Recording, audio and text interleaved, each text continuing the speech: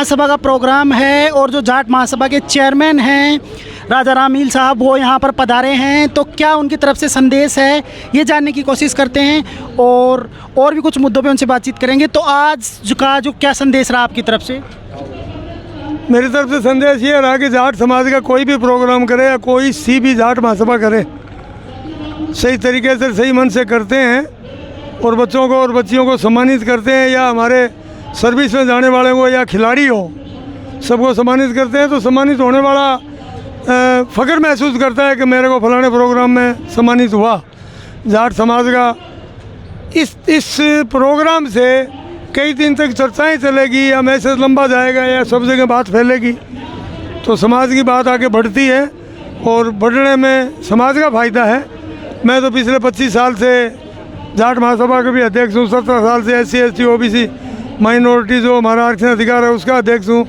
ये पिछले 3-4 साल से राष्ट्रीय ये हमारा भारतीय किसान यूनियन टिकैत का भी अध्यक्ष हूँ। समाज सेवा में ही लगा हुआ हूँ 25 साल से और मेरा कोई काम नहीं। जो भी SC ST OBC के अंदर एडमिशन में या भर्तियों में बहुत ज़्यादा कुरीतियाँ आती है सरकारों की तरफ से, सरकार कोई भी हो, हर सरकार SC ST OBC का आरक्षण पूरा नहीं करती है। हमें इनकी लड़ाई लड़नी पड़ती है, हम लड़ रहे हैं, 25 साल से लड़ रहा हूँ। हर जगह उस बात की कामयाबी मिलती है और बहुत से बच्चे हमारे इस बात को लेकर के सर्विस में भी जाते हैं। और 98 से जो हमने आंदोलन चालू किया था, जाट महासभा के आंदोलन चालू किया जो जाट आरक्षण के लिए, वो लड़ाई भी हमने बहुत लंबी लड़ी। वो भी अगुवाई मैंने ही करी थी, मैंने ही लड़ी, हर तरीके से लड़ी। हमारे साथी बहुत थे, साथ में डॉक्टर हरि सिंह जी था या धनखड़ साहब थे या ज्ञान प्रकाश जी पिरानिया जी थे, कई साथी मित्र साथ में थे, विजय पूनिया जी थे। लेकिन अगुवाई मैंने करी, जिम्मेदारी मेरी थी, सारा काम मैंने किया और वो आरक्षण 99 में या 99 के एंड में मिल गया अटल जी की सरकार में। हाँ, अटल जी की सरकार में। अटल जी ने वायदा किया उस टाइम, उन्होंने कहा कि कांग्रेस की 10 से नीचे सीट आवे और उनकी 16 थी, उनकी पहले 4 थी। तो वो सारा उल्ट हुआ, हमारे कहने के मुताबिक हुआ। उन्होंने कहा जोधपुर आ रहे या बलराम जा खड़े सिक्कर आ रहे, वो काम भी सारा हुआ और कांग्रेस 10 से नीचे आई और उनकी 16 सीट आई और हाँ 16 आई। और उसी टाइम उन्होंने जो वायदा किया था पहली मीटिंग के अंदर, देखो OBC का जो आरक्षण था वो काम पूरा किया हुआ था। शीश राम जी ओड़ा और उनके साथ हमारे प्रोफेसर थे जाजड़िया जी दिल्ली यूनिवर्सिटी में, शिवपाल सिंह जाजड़िया, उन्होंने मिलके काम पूरा कर दिया था। एक नोटिफिकेशन निकलना बाकी रह गया था, वो वायदे के मुताबिक अटल जी की सरकार ने पहली मीटिंग में वो नोटिफिकेशन निकाला और आरक्षण मिला। उसके बाद में हमने सरदारों की सिफारिश करी, उनको मिला। उसके बाद हमारे क्याम खानी रह गए थे, उनको मिला। उसके बाद में बिश्नोई रह गए थे, उनको मिला। उसके बाद हमने धौलपुर भरतपुर को दिलवाया। धौलपुर भरतपुर तो अभी शायद उनका अभी पेंडिंग है। पेंडिंग नहीं है, राजस्थान का तो हमने उनका ऐसा काम कर दिया कि कोई कोर्ट भी नहीं हटा सकती।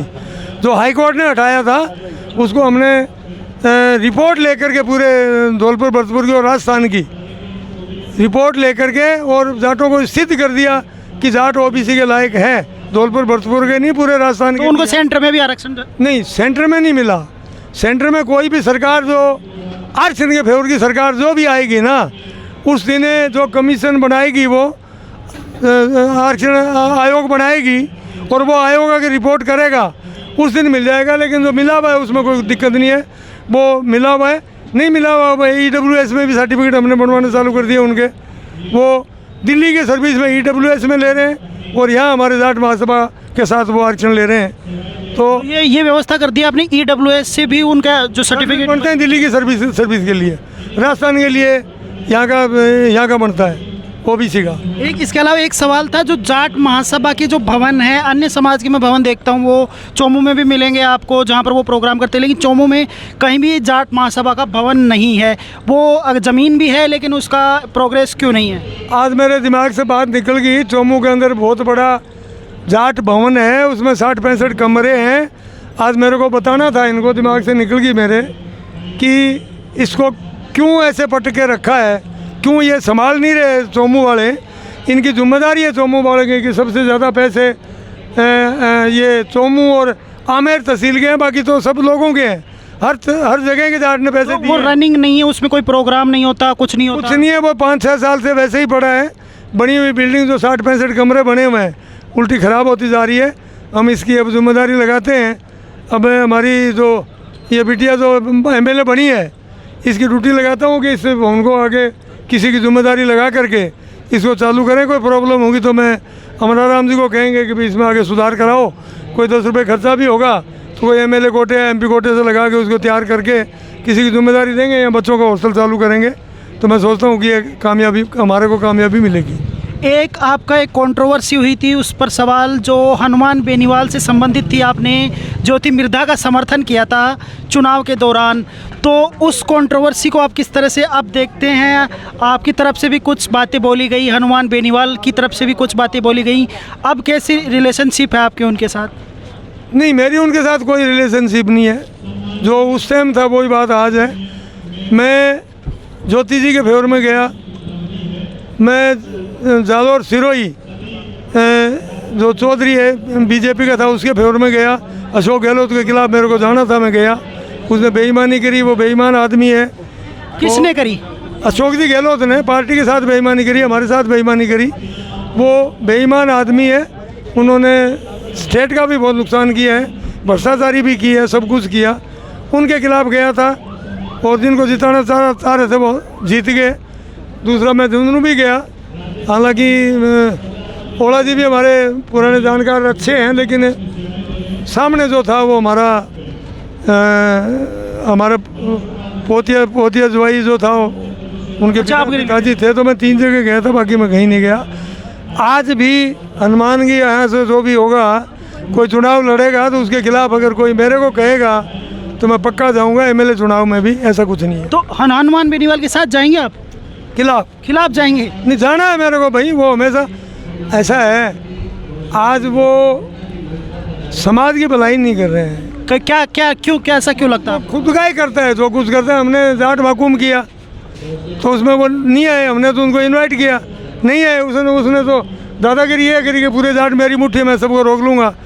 अरे लाखों आदमी आए तब उसकी मैं था उसमें। हाँ तो आप थे ना। 25 लाख तो जो भी आए इकट्ठे हुए, लेकिन उसकी बात तो वो जो मालिक बना फिर रहा था, मालिक वो नहीं है। राजस्थान के जाटों के मालिक जाट महासभा हम ही हैं और जाट महासभाएं ही रहेगी। राजस्थान के लोगों की जिम्मेदारी है, नेता नहीं रहेंगे। नेता स्वार्थी होते हैं, वोट लेते हैं, लेकिन वो समाज का भला नहीं कर सकते। इसीलिए वो भी भला नहीं किया उसने। और आगे भी मेरा भी बैठेगा तो उसको सबक सिखाएंगे। तो मैं अभी पूरा एक पॉडकास्ट करेंगे आपके साथ 50-60 मिनट का। तो मैं जयपुर आऊँगा, आपके साथ मिलूँगा। आज का मेरे साथ कैसे अनुभव रहा आपके साथ इंटरव्यू में, वो दर्शकों को बताइए और हमारे चैनल को सब्सक्राइब करने के लिए। नहीं बढ़िया, आपने जो बात पूछने की बात थी वो बढ़िया बात है, अच्छा हुआ। चैनल को सब्सक्राइब करने के लिए नहीं बहुत अच्छा है, बढ़िया है। आप वो तो आपकी आगे खबर आएगी, मालूम पड़ेगा कि आपकी कितनी कैसे आती है, मैं आपको बधाई दूंगा फिर। ठीक है, तो हम आपसे जयपुर में मिलेंगे, पॉडकास्ट करेंगे आपके साथ 50 मिनट का। तो हमारे चैनल को सब्सक्राइब कीजिए, शेयर कीजिए। शुक्रिया, धन्यवाद।